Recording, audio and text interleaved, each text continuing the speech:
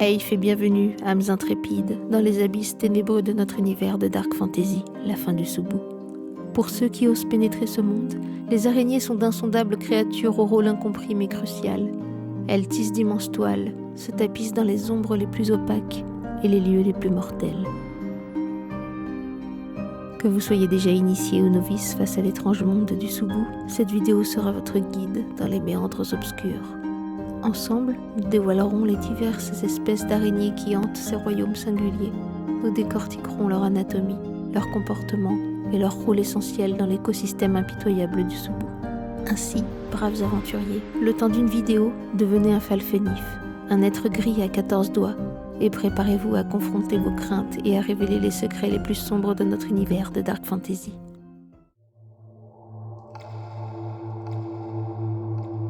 Vous vous enfoncez dans les tunnels, l'air devient lourd, l'obscurité grandit, mais petit à petit, vos yeux sensibles dévoilent devant vous une mer de roches. Bienvenue au Soubou.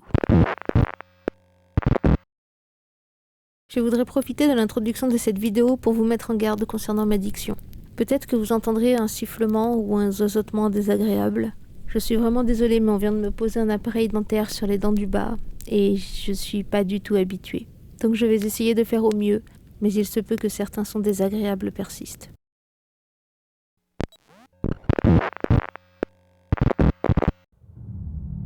Nos ancêtres furent chassés jusque dans des grottes où ils trouvèrent refuge, pendant que leur cité se faisait piller.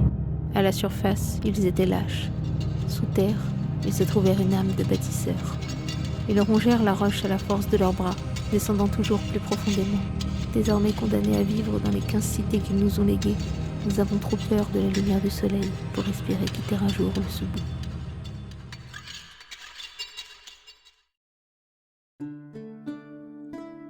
Il ne serait pas pertinent de vous parler des araignées qui peuplent le Soubou, sans vous parler avant de ce territoire hostile dans lequel elles évoluent. Pour cela, je vous renvoie à ma précédente vidéo, mais pour ceux qui souhaitent un simple résumé, le Soubou, littéralement sous la boue, désigne un territoire souterrain dominé par des créatures toutes plus hostiles les unes que les autres. Toutefois, les véritables maîtres de ces lieux demeurent les Narars, un peuple jadis originaire de la surface, contraint de se réfugier dans les profondeurs après de terribles affrontements. Dans leur langage, le Soubou désigne le territoire sauvage, le territoire qui n'est pas dans l'enceinte protectrice d'une cité. En établir une carte précise est chose compliquée compte tenu de la superficie tant en largeur qu'en profondeur de cet endroit. Mais on sait que les araignées prospèrent aussi bien dans les régions chaudes que dans les régions glaciales. Elles apprécient particulièrement les tunnels aux parois arrondies, dans lesquels elles tissent leurs toiles. Mais tout ceci, vous le savez déjà, puisque vous êtes un habitant du Soubou, un falfenif. Vous vous souvenez ? Et comme tout falfenif, il existe une araignée qui vous terrorise. Une espèce si commune que vous êtes certain d'en croiser une si vous quittez l'enceinte protectrice de votre cité.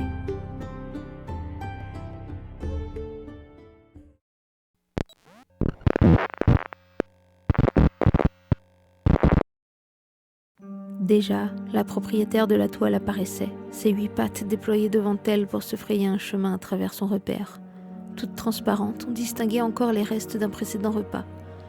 Cette araignée cristal était massive, plus qu'elle n'était haute, et sa petite tête faisait facilement la taille de celle d'un narar adulte. Au Soubou, les araignées sont reines. Parmi elles, l'araignée cristal est la plus répandue, prédominant surtout dans les régions est, connue sous le nom de nappe verte. Cette espèce, reconnaissable par son aspect cristallin, mesure entre 1,50 m et 2,50 m de haut, et tout autant de large. Son corps translucide lui confère un camouflage naturel dans les tunnels dépourvus de cachettes. L'araignée cristal produit un acide puissant qu'elle projette sur ses proies pour les tuer et ainsi les déguster sans effort. Toutefois, sa véritable singularité réside dans la conception de sa toile. Toujours tendue au centre d'un tunnel, la toile est dotée de fils centraux recouverts d'une substance si visqueuse qu'il est presque impossible de s'en défaire. Ces fils sont non seulement collants, mais également d'une résistance si extraordinaire que bien des lames s'y sont déjà brisées. Sur les pourtours de la toile, un fil tranchant comme une lame de rasoir et presque invisible est tendu pour empêcher les proies de s'échapper et dissuader les autres araignées de détruire la toile. Ce fil redoutable peut sectionner en deux une créature en pleine course. Dans la fin du Soubou, le héros, Nidois, un falfenif tout comme vous, fait la rencontre d'une araignée cristal juvénile à l'occasion d'un entraînement. À ce stade de leur développement, ces petites araignées ne représentent guère une menace. Leur acide n'est guère plus qu'un filet d'eau chaude, et leurs crochets sont si mous qu'ils ne peuvent entailler la peau d'un animal plus gros qu'un rat. Mais les bébés araignées, pour survivre dans ce monde hostile, sont dotés d'une agilité à toute épreuve. Rares sont les êtres capables de rivaliser avec leur vélocité. La partie qui va suivre contient des spoilers. Vous pouvez sauter directement jusqu'à ce timecode si vous voulez garder un peu de mystère. Dans le roman, l'araignée est une nourriture de base pour les habitants de Carmozan, la cité dans laquelle vous vivez. Du moins, c'est ce qu'on vous a dit à vous, le peuple, pour ne pas vous révéler que votre viande provient de vous, les Falfenifs, leurs domestiques. Des tentatives d'élevage d'araignées ont bien été menées, mais ces créatures se sont avérées particulièrement vulnérables aux maladies. Elles développèrent des pustules emplies d'un liquide blanc, les rendant impropres à la consommation. Manger de la chair d'araignée atteinte de la maladie de l'eau blanche équivaut à un suicide, puisque la maladie provoque des diarrhées hémorragiques. Les survivants de cette maladie, bien qu'en nombre restreint, ont commencé à développer des troubles neurologiques, et tous ont été envoyés dans les quartiers les plus pauvres de Carmozan. Devenus narars parjurés, ces individus déambulent sans but, subsistant tant bien que mal grâce aux maigres ressources qu'ils parviennent à dénicher. Les araignées, et surtout les araignées cristal, revêtent une importance capitale dans la vie des cités du Soubou, puisque les narars exploitent leur cuir et leur soie pour confectionner des vêtements, mais aussi des armures. Tannés et teints, les cuirs arborent traditionnellement une teinte sombre et profonde. Quant à la soie, elle revêt autant de couleurs que les narars peuvent en concevoir. Ces matériaux dont vous, les Falfenifs, n'avez pas accès, sont non seulement esthétiques, mais également fonctionnels et résistants, garantissant aux narars une protection contre la faune et la flore hostile, mais aussi contre d'autres narars mal intentionnés. Ainsi, le lien qui unit les narars à ces créatures emblématiques du Soubou est bien plus qu'une simple coexistence. Il témoigne d'une symbiose qui façonne l'identité et la culture de ce peuple.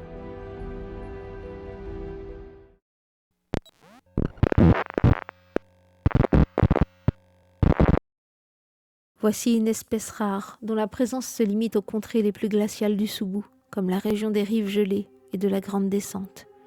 Il s'agit de l'araignée de givre, surnommée ainsi en raison du givre qui recouvre sa fourrure bleue et blanche. Cette araignée façonne des tunnels dans la glace et n'en émerge que pour déployer ses pédipalpes affûtés, semblables à des lances, afin d'harponner ses proies. Timide et solitaire, il est rare de croiser l'araignée de givre. Les habitants de ces régions glaciales la chassent pour sa fourrure d'une exceptionnelle douceur et capable d'isoler du froid même le plus perçant. Cette araignée peut vivre plus de 200 ans et grandit tout au long de sa vie. Ainsi, des explorateurs ont déjà rapporté avoir croisé des spécimens de plus de 10 mètres d'envergure. Bien que mortelle apparition, l'araignée de givre incarne une beauté et une adaptabilité surprenantes aux pires conditions du Soubou. Certains disent que croiser une de ces araignées et en ressortir vivant est synonyme d'espoir et de chance. Mais comme vous n'êtes qu'un petit Falfenif originaire de Carmozan, une région chaude, vous ne croiserez jamais une araignée de givre. Tout au plus, vous pourrez apercevoir des tapis confectionnés avec leur fourrure, le jour où leurs riches propriétaires les aéreront sur une corde à linge pour en chasser la poussière. Votre main dotée de 7 doigts aimerait s'enfoncer dans les délicats poils blancs et bleus, ces poils luisants à la lumière des cristaux et promettant une sensation unique. Vous avez raison. Cette fourrure est incomparable. Alors, vous ne pouvez qu'imaginer, les yeux fermés, que s'envelopper dans la douceur de cette fourrure est une sensation envoûtante, procurant un sentiment d'apaisement et de chaleur, une source de réconfort dans un monde dominé par la noirceur.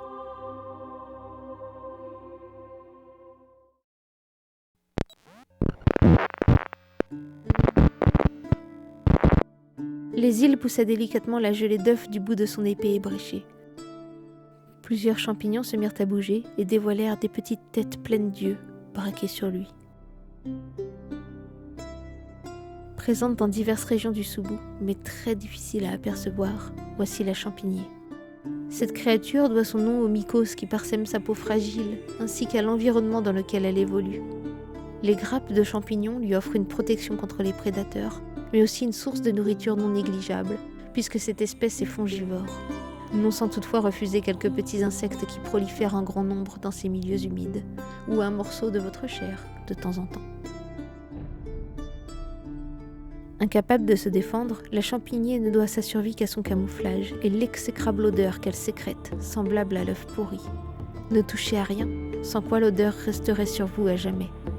Cette araignée est une des plus petites représentantes de toutes les espèces d'araignées, puisqu'elle ne dépasse que rarement les 1 mètre d'envergure. Quant à leurs œufs, elles les pondent en grappe et les suspendent délicatement dans un liquide visqueux et toujours chaud. Certains ont essayé de les consommer, mais ce fut une expérience qu'ils ne renouvelèrent jamais. La champignée symbolise l'ingéniosité des créatures qui peuplent le Soubou. Aux premiers abords, cette espèce semble inintéressante, inexploitable par les narars. Et pourtant, la petite champignée fait preuve d'une grande intelligence, de douceur envers ses semblables, et la vie en communauté est centrale dans son existence. Les narars auraient beaucoup d'enseignements à tirer de ces créatures parfaitement adaptées au monde qui les entoure.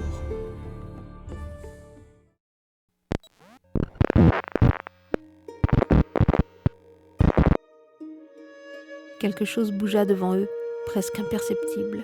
Mais les îles eurent le réflexe de pousser Nidois à terre. Une rangée d'épines vola dans leur direction avant de se ficher dans le sol, à seulement quelques centimètres d'eux. Une énorme patte rocheuse se détacha lentement dans la pénombre. Les îles sentit son cœur s'arrêter, car il avait longuement étudié l'araignée qui dévoilait son camouflage. Imaginez-vous, petit Falfenif de Carmozan, errer seul dans le Soubou sauvage. Votre seul et unique chemin est un gouffre aux parois si abruptes que vous ressentez une impression d'écrasement. Vous êtes là, à la recherche d'une échappatoire, quand soudain, face à vous, la roche se met à bouger. Alors, vous en croyez mal vos yeux sensibles, et vous allumez un lumistal, votre seule source de lumière, pour mieux y voir. Mais alors que vous croyez discerner une forme étrange parmi la roche, votre sort est scellé, vous ne pouvez plus fuir, c'est votre fin. C'est ce qu'il se passerait si vous rencontriez une urticante accro. Cette espèce réside principalement dans la région du fond et des failles ombreuses, un endroit où vous avez tout de même peu de chances de vous trouver. Cette araignée apprécie les gouffres dépourvus de lumière dans lesquels elle peut parfaitement se camoufler. Sa peau est si épaisse, dure et grise qu'on la confond souvent avec de la roche. Très dangereuse, cette espèce n'est pas seulement capable de vous écraser par son poids ou de vous découper avec ses crocs.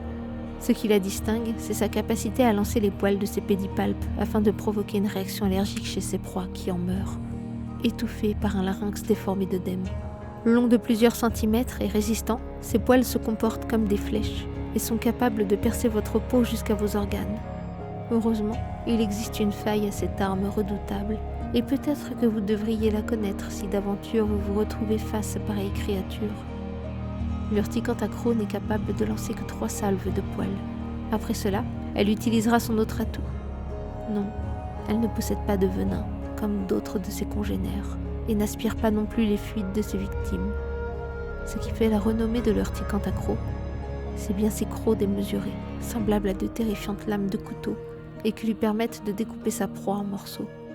Généralement, ce sont les bras et les jambes qu'elle tranche net, afin que la malheureuse victime ne puisse fuir, pendant qu'elle découpe tranquillement l'abdomen pour se délecter des précieux et gorgés de fers organes si savoureux. L'urticante accro est une chasseuse aguerrie et déterminée, capable de traquer et d'attaquer ses proies avec une précision chirurgicale. Elle n'hésite pas à défendre farouchement son territoire contre les intrus, qu'importe leur taille et leur dangerosité. Cette araignée incarne la face sombre et impitoyable du Soubou, une parfaite illustration de la manière dont les créatures de ce monde, et même ce monde dans son ensemble, évoluent toujours plus loin dans l'horreur.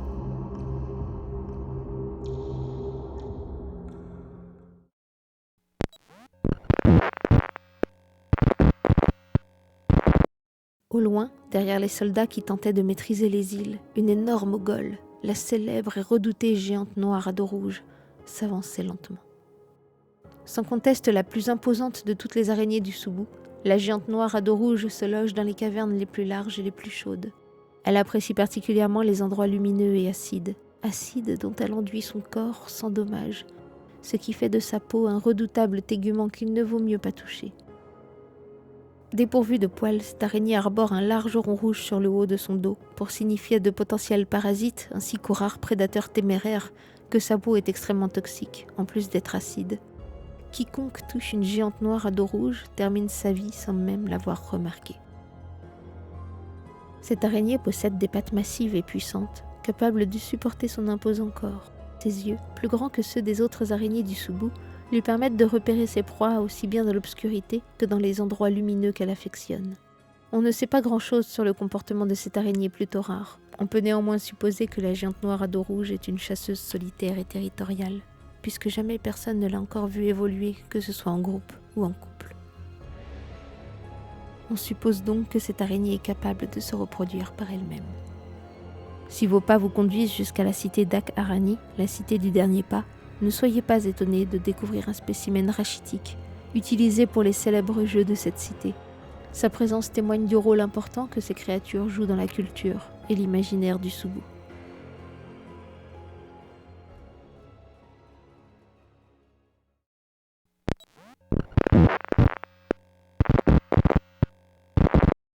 Pauvre petit Falfenif, j'espère que tu tiens encore le coup face à toutes ces araignées, car voici venir la dernière.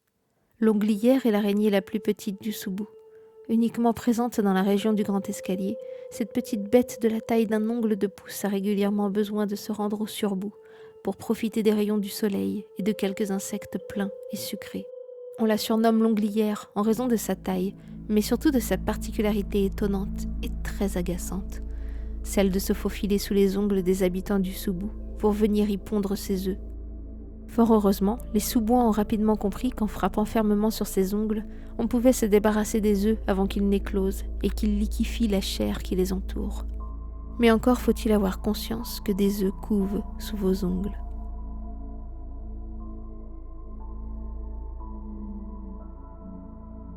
Le Soubou abrite de nombreuses autres araignées, y compris certaines espèces communes et inoffensives qui vivent également à la surface, et il n'est pas impossible que d'autres espèces géantes n'aient pas encore été découvertes, en particulier dans les régions les plus isolées et inhospitalières du Soubou. Cependant, l'araignée emblématique du Soubou demeure sans conteste l'araignée cristal, aussi transparente que le plus pur des quartz et aussi mortelle que la plus aiguisée des lames et le plus puissant des acides. S'il est une araignée que vous risquez de croiser, vous, le petit Falfenif intrépide, c'est bien celle-ci. Mais la question demeure, en ressortirez-vous indemne ?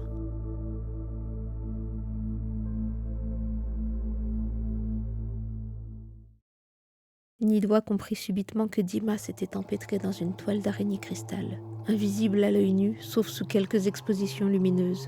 Il approcha doucement son lumistal pour détecter les fils fins et quasiment indestructibles de la toile. Il ne put retenir un souffle apeuré en constatant que Dima était entièrement englué, des pieds à la tête, et que sa respiration faisait vibrer la structure. « La toile bouge », murmura-t-il. Voilà, cher petit Falfenif, votre périple dans le monde des araignées touche à sa fin. Vous pouvez désormais quitter cette peau et retrouver votre esprit humain, mais n'oubliez pas que vous êtes toujours les bienvenus pour de nouvelles aventures.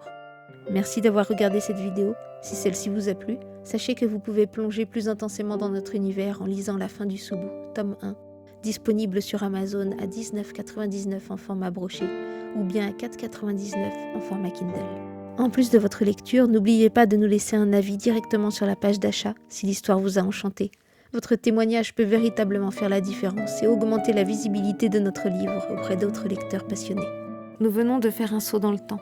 Malheureusement, j'ai perdu la fin de ma vidéo à cause de mon logiciel de montage, ainsi que mon script. Plusieurs semaines se sont écoulées et je voudrais m'excuser de vous avoir autant fait attendre. La prochaine fois, nous vous révélerons quelques informations sur le tome 2 qui est actuellement en cours de correction. Gardez l'œil ouvert, car vous en apprendrez plus sur Ak-Arani, la cité du dernier pas. Alors, cher Falfenif, abonnez-vous, activez la cloche. C'était Eilo de Salm et Nicolas Keman, et nous vous disons à très bientôt pour d'autres explorations.